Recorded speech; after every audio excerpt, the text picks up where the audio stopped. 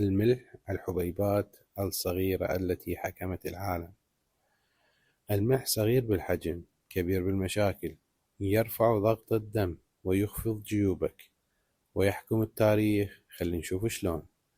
المقدمة: اليوم نتعامل ويا الملح باستهانة، نرش على البيض أو على الزلاطة ونمشي بحياتنا. لكن الملح مو بس نكهة، كان يوم من الأيام مادة استراتيجية. مدن بنت ثروتها عليه، ضرائب ضخمة فرضت عليه، حروب وثورات قامت بسببه. وحتى اليوم هو موضوع نقاش علمي مهم جدا. في هذه الحلقة من ظل المطبخ راح نكتشف شلون هاي الحبيبات الصغيرة غيرت العالم ودخلت عالم الكيمياء والجسم البشري. الفصل الأول: مشكلة الإنسان القديمة. الإنسان القديم يصيد ويطبخ، لكن المشكلة الطعام يفسد بسرعة. اللحوم والأسماك تتعفن بسرعة وماكو ثلاجات ولا تبريد، إلى أن اكتشف البشر الملح. الملح يسحب الماء من الخلايا، والبكتيريا تحتاج الماء لتعيش، وهكذا أول ثلاجة في التاريخ كانت الملح. الفصل الثاني: الملح يصبح ثروة. بعد ما عرفوا الناس أهميته، صار الملح سلعة استراتيجية. في بعض مناطق أفريقيا كان الملح يباع بوزنه ذهبا. القوافل تعبر الصحراء الكبرى تحمل ألواح ضخمة من الملح وكأنها كنز حقيقي. تخيل المشهد: صحراء شاسعة، قوافل جمال طويلة، كل هذا لمجرد الملح. الفصل الثالث: الملح والثقافة. الغريب أن الملح كان له قيمة ثقافية أيضا. في أوروبا وعاء الملح على الطاولة علامة للصداقة والضيافة. في اليابان مصارعو السومو ويستلينج يرشون الملح على أرض الحلبة قبل النزال لتطهير المكان روحيا. يعني نفس الشيء الذي نضعه على البطاطا المقلية له دور ديني وثقافي. الفصل الرابع: إمبراطورية الملح. في القرن الثالث عشر كانت مدينة فينيسيا أكبر مدينة في أوروبا، وسبب ثروتها الملح. التاجر المسافر مجبر على جلب الملح معه عند العودة. الدولة تعيد بيعه بربح كبير. وبين القرن الرابع عشر والسادس عشر الملح يمثل نصف واردات البندقية. وللحفاظ على الاحتكار أغلقت البندقية مناجم الملح في جزيرة كريتا، ودفعت العمال حتى لا ينتجوا الملح، تماما مثل منظمة أوبك اليوم مع النفط. الفصل الخامس: ضرائب الملح. الحكام يحبون الضرائب على أي شيء يحتاجه الناس، والملح كان مثالا ممتازا. فرنسا القرن الثالث عشر ضريبة على الملح ومخالفة تهريب الملح كانت جريمة كبيرة. كاردينال ضريبة الملح أهم من مناجم الفضة الإسبانية. الفصل السادس: الملح والحروب. خلال أمريكان سيفيل وور الجنوب الأمريكي يعاني نقصا شديدا في الملح، لأن الجيوش تحتاجه لحفظ اللحوم.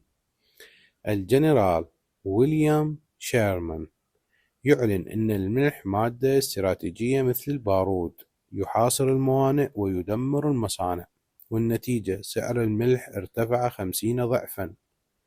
الفصل السابع: ثورة الملح.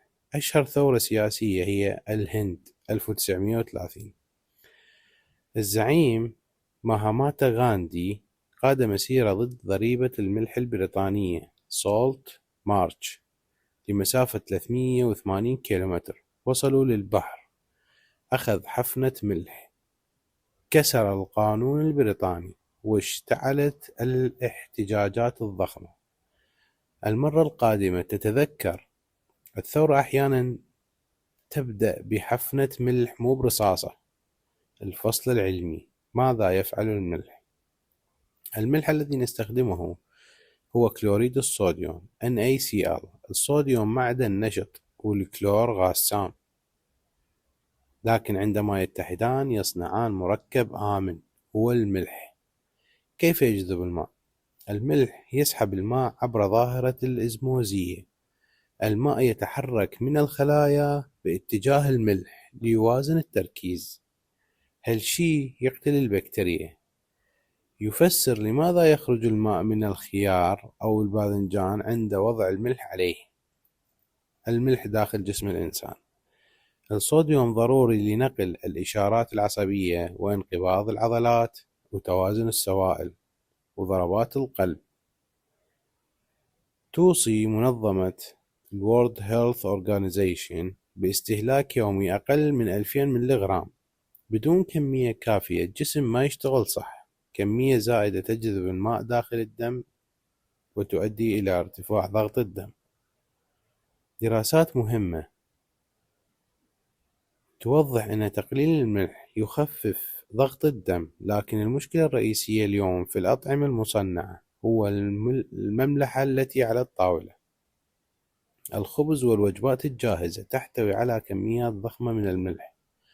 الوجبات السريعة أحيانا أكثر من الحد اليومي كله. الفصل العجيب: الملح والرواتب. قصة طريفة وعجيبة. في روما القديمة الجنود كانوا يتقاضون جزءا من راتبهم بالملح.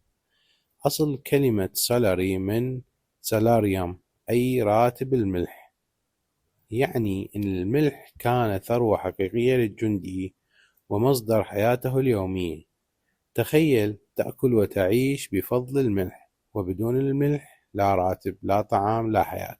الخاتمة: المرة القادمة عندما تجلس إلى المائدة وتأخذ رشة ملح تذكر أن هذه الحبيبات بنت ثروات ومدن وأشعلت ثورات، ساعدت الجيوش في الحروب، وما زالت موضوع نقاش علمي. كل هذا بسبب مادة صغيرة جدا تعيش بهدوء في زاوية المطبخ. التاريخ الكبير أحيانا يختبئ داخل أبسط الأشياء. إذا أعجبتك القصة اكتب بالتعليقات ما هو أكثر مكون بسيط في المطبخ تعتقد أنه غير التاريخ. ولا تنسى الاشتراك في قناتنا قناة ظل المطبخ، لأن الحلقة القادمة ستكون كيف غيرت التوابل خريطة العالم.